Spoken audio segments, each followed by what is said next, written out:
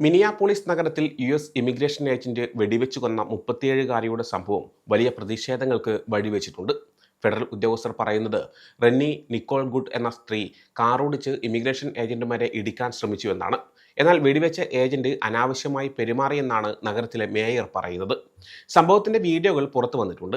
അതിൽ റോഡിന്റെ നടുവിൽ നിൽക്കുന്ന ഒരു കാറിനടുത്തേക്ക് ICE ഏജന്റുമാർ വരുന്നത് കാണാം. വാഹനം മുന്നോട്ടെടുക്കാൻ ശ്രമിച്ചപ്പോൾ ഒരു ഏജന്റ് ഡ്രൈവർക്ക് നേരെ തോക്കു ചൂണ്ടി. തുടർന്ന് 2 വെടിവെച്ചുകൾ കേൾക്കുന്നു. ഇതാണ് വീഡിയോയിൽ കാണുന്നത്. സംഭവത്തെക്കുറിച്ച് FBI അന്വേഷണം നടത്തുന്നുണ്ട്. അമേരിക്കൻ പ്രസിഡന്റ് ട്രംപിന്റെ അനധികൃത കുടിയേറ്റക്കാർക്കെതിരെയുള്ള നടപടികളുടെ ഭാഗമായി 100 കണക്കിന് ICE ഏജന്റുമാരെ മിനിയാപോളിസിൽ വിന്യസിച്ചിട്ടുണ്ട്. ഈ വെടിവെപ്പിന് പിന്നാലെ നഗരം വിട്ടുപോകാൻ ട്രംപ് ഭരണകൂടത്തോട് മേയർ യാക്കോബ് ഫ്രേ ആവശ്യപ്പെട്ടിട്ടുണ്ട്. ബുധനാഴ്ച രാവിലെ ഏകദേശം 10:25 സംഭവം നടന്നത്. സാമൂഹിക മാധ്യമങ്ങളിൽ പ്രചരിക്കുന്ന വീഡിയോകളിൽ മിനിയാപോളിസിലെ ഒരു താമസ സ്ഥലത്തെ റോഡിൽ ഒരു മെറൂൺ നിറമുള്ള SUV വാഹനം തടഞ്ഞു നിർത്തിയിരിക്കുന്നത് കാണാം. ചുറ്റും ആളുകൾ നിൽക്കുന്നുണ്ട്.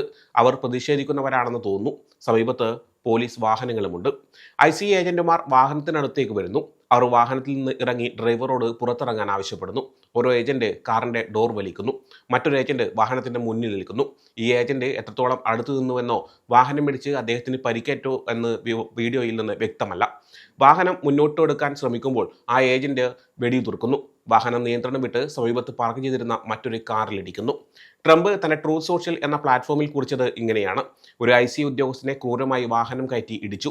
അദ്ദേഹം ജീവനോടെ ഉണ്ടെന്ന് വിശ്വസിക്കാൻ പോലും പ്രയാസമാണ്. പക്ഷേ ഇപ്പോൾ ആശുപത്രിയിൽ ചികിത്സയിലാണ്. റിപ്പബ്ലിക്കൻ പ്രസിഡന്റ് തീവ്ര ഇടതുപക്ഷക്കാരെയാണ് ഇതിനെ കുറ്റപ്പെടുത്തിയത്. നമ്മുടെ നിയമപാലകരെയും ICE ഏജന്റുമാരെയും ദിവസവും ഭീഷണിപ്പെടുത്തുകയും ആക്രമിക്കുകയും ലക്ഷ്യമിടുകയും ചെയ്യുന്നു എന്നും അദ്ദേഹം കൂട്ടിച്ചേർത്തു.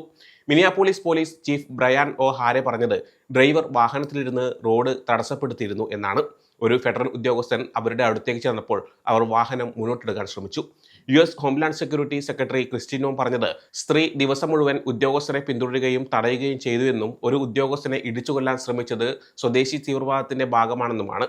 ഫെഡറൽ ഏജന്റ് പ്രതിരോധപരമായ വെടിയുതിർത്തുവെന്നും അദ്ദേഹത്തിന് പരിക്കേറ്റെന്നും നോ പറഞ്ഞു.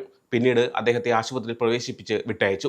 എന്നാൽ മിനിയാപോളിസ് സിറ്റി കൗൺസിൽ പറഞ്ഞത് ഗുഡ് തന്റെ അയൽക്കാരെ സഹായിക്കുകയായിരുന്നു എന്നും അപ്പോഴാണ് വെടിയേറ്റ് മരിച്ചതെന്നുമാണ്. അതേ ഏജന്റിന് ജൂണിൽ ഡ്യൂട്ടിയിൽ ഒരു കാറിടിച്ച് പരിക്കേറ്റിരുന്നു എന്നും നോം കൂട്ടിച്ചേർത്തു. ICEയുടെ പ്രവർത്തനങ്ങൾ നഗരത്തിൽ തുടരുമെന്നും സംഭവം FBI അന്വേഷിക്കുമെന്നും അവർ പറഞ്ഞു. സംഭവം കണ്ടതായി പറയുന്ന എമിലി ഹെല്ലർ എന്നയാൾ CNN പറഞ്ഞത് ICE ഏജന്റുമാർ പ്രതിഷേധക്കാരോട് തകർക്കുന്നത് കണ്ടു എന്നാണ്. ഒരു സ്ത്രീ ഓടിച്ചിരുന്ന SUVക്ക് നേരെ ഏജന്റുമാർ അലറുന്നത് കേട്ടു. ഒരു ഏജന്റ് കാറിൽ ഡോർ തുറക്കാൻ ശ്രമിച്ചപ്പോൾ ഡ്രൈവർ റിവേഴ്സ് എടുത്ത് മുന്നോട്ടെടുക്കാൻ ശ്രമിച്ചു. ഒരു ICE ഏജന്റ് അവരുടെ വാഹനത്തിന് മുന്നിൽ കയറി നിന്ന് നിർത്തൂ എന്ന് പറഞ്ഞു. അപ്പോഴേക്കും അവർ നീങ്ങുകയായിരുന്നു. അപ്പോൾ തൊട്ടു മുന്നിൽ നിന്ന് അവരുടെ മുഖത്തേക്ക് വിൻഷീൽഡ് വഴി വെടിയുതിർത്തുവെന്നും ഹെല്ലൻ പറഞ്ഞു. Minnesota governor Tim Walz federal ഭരണകൂടത്തിന്റെ വിശദീകരണങ്ങളെ തള്ളി പറഞ്ഞിട്ടുണ്ട്. ഈ പ്രചാരണത്തെ വിശ്വസിക്കരുത്. അദ്ദേഹം ഹോംലാൻഡ് സെക്യൂരിറ്റിയുടെ പോസ്റ്റിനോട് പ്രതികരിച്ചു. സംസ്ഥാനം ഒരു പൂർണ്ണമായും നീതിയുക്തമായ അന്വേഷണം ഉറപ്പാക്കും. ഉത്തരവാദിത്തവും നീതിയും ലഭിക്കുമെന്നും അദ്ദേഹം പറഞ്ഞു.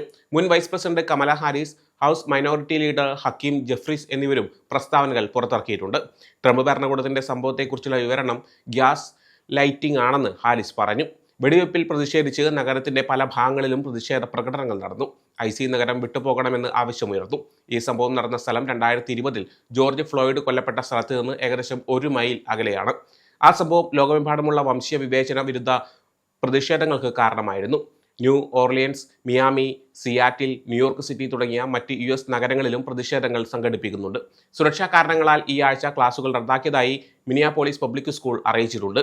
ബുധനാഴ്ച ഫെഡറൽ ഏജന്റുമാർ ഒരു ഹൈസ്കൂളിന് പുറത്ത് അറസ്റ്റ് നടത്തിയതായി റിപ്പോർട്ടുകളുണ്ട്. മിനസോട്ടയിലെ ക്ഷേമനിധി തട്ടിപ്പ് ആരോപണങ്ങളുടെ പശ്ചാത്തലത്തിൽ ട്രംപ് ഭരണകൂടം സമീപ ആഴ്ചകളിൽ 2000 ഫെഡറൽ ഏജന്റുമാരെ മിനിയാപോളിസ് പ്രദേശത്ത് വിന്യസിച്ചിരുന്നു. ICE നഗരത്തെ സുരക്ഷിതമാക്കുന്നില്ലെന്നും കുടുംബങ്ങളെ വേർപെടുത്തുകയും തെരുവുകളിൽ ആശയക്കുഴപ്പം സൃഷ്ടിക്കുകയും ചെയ്യുന്നു എന്ന മേയർ ബുധനാഴ്ച പറയുകയും ചെയ്തിരുന്നു. ഞായറാഴ്ച ആരംഭിച്ച ഈ വിന്യാസം സമീപ വർഷങ്ങളിൽ ഒരു US നഗരത്തിൽ ഡിപ്പാർട്ട്മെന്റ് ഓഫ് ഹോംലാൻഡ് സെക്യൂരിറ്റി ഉദ്യോഗസ്ഥരുടെ ഏറ്റവും വലിയ സാന്നിധ്യങ്ങളിലൊന്നാണ്. കഴിഞ്ഞ വർഷാവസാനം ICE ആരംഭിച്ച കുടിയേറ്റ നിയമ നടപടികളുടെ ഭാഗമായാണിത്. മിനിയാപോളിസിലെ പ്രവാസികളെ, പ്രത്യേകിച്ച് നാടുകടത്തൽ ഉത്തരവുകൾ ലഭിച്ചവരെ ലക്ഷ്യമിട്ടായിരുന്നു ഈ നടപടി. ഇതിൽ നഗരത്തിലെ സൊമാലി സമൂഹത്തിലെ അംഗങ്ങളും ഉൾപ്പെടുന്നു.